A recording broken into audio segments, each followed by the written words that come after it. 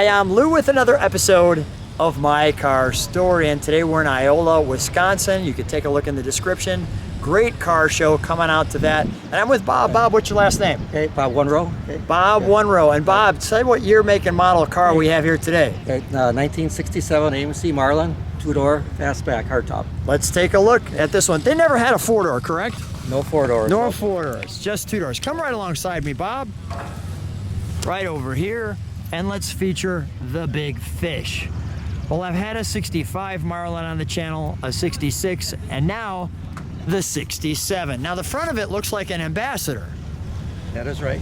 And you liked the Ambassador. Didn't you have an Ambassador at one point? My first car was a 68 Ambassador, which I loved, but I sold it when I bought my new Horn AMX 1977. And then I saw this come for sale. And my love was Marlins, and I also loved Ambassador. So put Marlin and Ambassador together, and you got a 67 Marlin. You got the best of both worlds. Yep. Bob, come right alongside me. Let's take a look at the profile over here.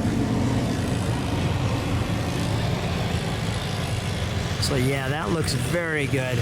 What's the color combination here? What's the side color? It's a Stallion brown, and then the Yuma tan on the bottom and on the top.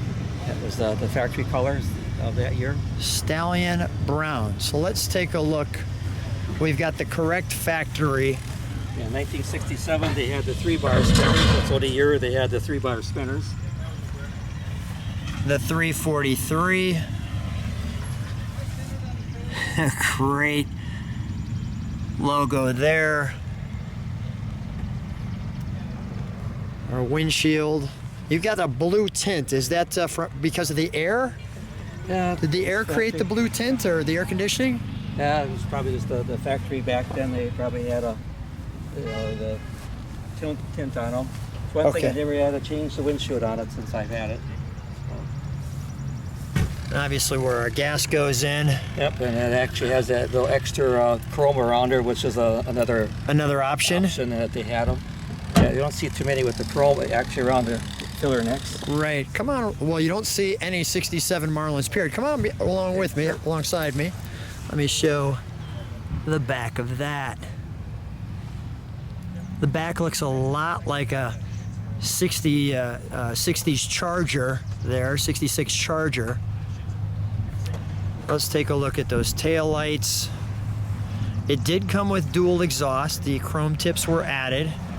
The Marlin script, and it's just so rare. Do you see another 67 Marlin when you're at another car show? I have the only one here. That's why Iola invites me always for the blue ribbon, because I have the only Marlin at the show. Have you seen another one, period? Oh, at the AMC national shows. Otherwise, but that's it. Locally, I never see one. No, never see one. So it's a rare fish. Let's open up the trunk, shall we? Got kind of a unique trunk to it too.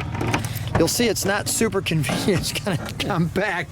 You can get a lot in here, but you got to work at it for sure. And actually, as you can see, there's the Marlin logo there. Yep, it's an extra hubcap I picked up. Yeah, that was actually a 66 style hubcap. 66 style. Kind of interesting. It looks like this almost looks like an Ambassador. Yeah, the jacking instructions were the Ambassador. They never officially made one. The front looks like an Ambassador, and the back is an Ambassador, not a Marlin. Isn't that interesting? All right, we'll close that. May I open it? Sure, yeah. Thanks. All right, as we open this car, a couple of things.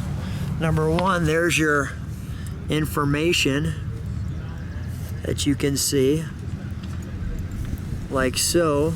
And as we look at the side of the car here,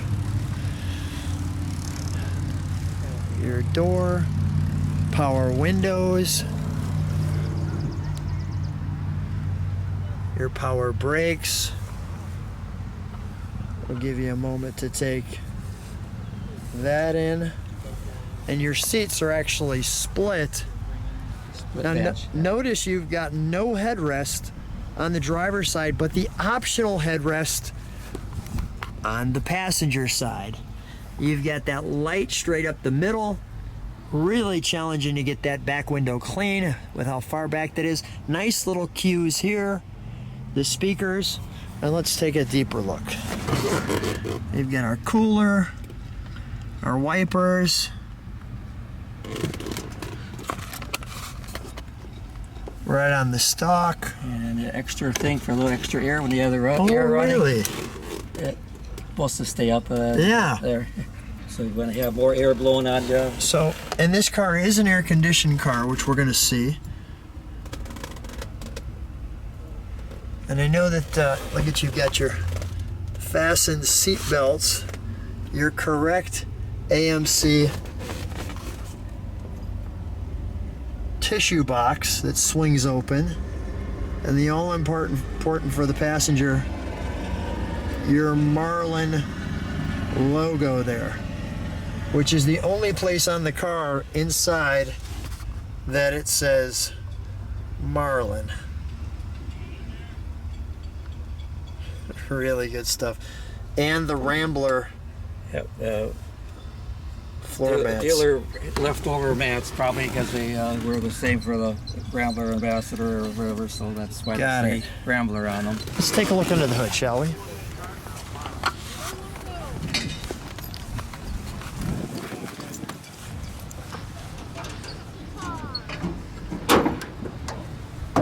There we go. 343 high compression 4-barrel, and it does have a twin grip rear end, so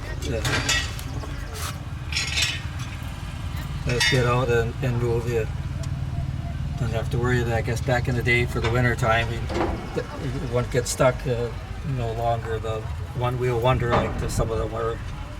So the positive traction. I think AMC called it the power twin grip or something like that. The power twin grip. Wow, this really, it's nice how they put this here too. So it kind of conceals that. And then of course, one thing with the AMC valve covers, you're gonna have some information there. It tells you a little bit about the car, along with this right here. And your weather eye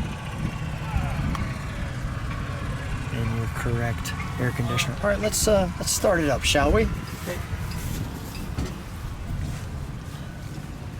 We'll let it idle. We'll step on the brakes.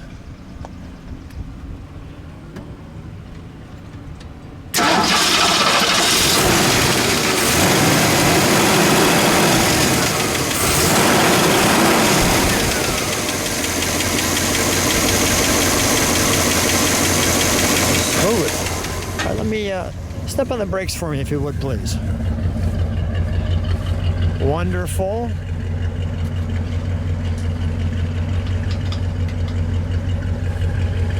I want to get that engine one more time. Hold on. Might have missed this. Yeah, accordingly.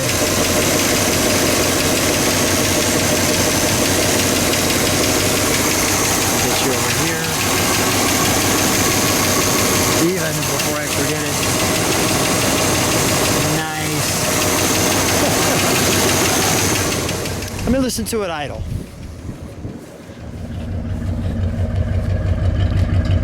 The 343 Typhoon. Go ahead, give it a rev, Bob. Nice.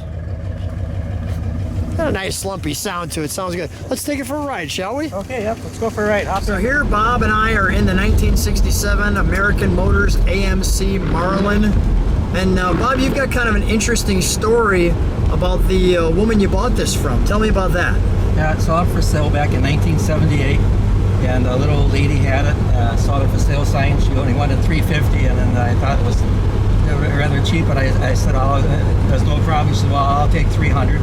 And then she wrote me a note that when I got the car restored, because it had some holes in the fenders and some stuff in the power windows that worked, and I told her I would bring it back and show her when I had it restored. Yeah. It took 1985. I finally got it all restored and everything working on it, power windows and stuff.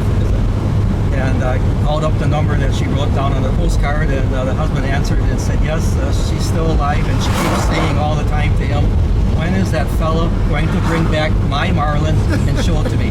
She can still consider it her car because she owned it for almost 10 years. She bought Eleanor. Eleanor's Marlin. Eleanor, that was her car. She just loved it. And she was so excited. I came the next day, and the husband had to bring her out in the wheelchair, and she was on oxygen. Okay. She was in rough shape, but she was so happy to see the car. We looked at every door, the trunk, and the engine, and she was so happy to see it. And about a month later, I did read in the newspaper she had passed. I'm sorry, but you fulfilled her wish. Yep, she had. You fulfilled her wish. I'm just going to show you fulfilled the wish. Good job. The wish fish. And with this one, we've got. I'm going to show you. We're actually got it out in the Marlin in the water. Yep. And we've got to show you a little bit of this drive-in. Go back to the big Iola car show. Back to the Iola car show. Absolutely beautiful. One of the rear options besides the power windows, it doesn't have electric wipers, so. Nice. Well, Bob, what a treat as we go back to the car show. Thanks so much for taking me for a ride in the Big Fish. Yep, thanks a lot, Bill. Talk to you again. Bye. Bye.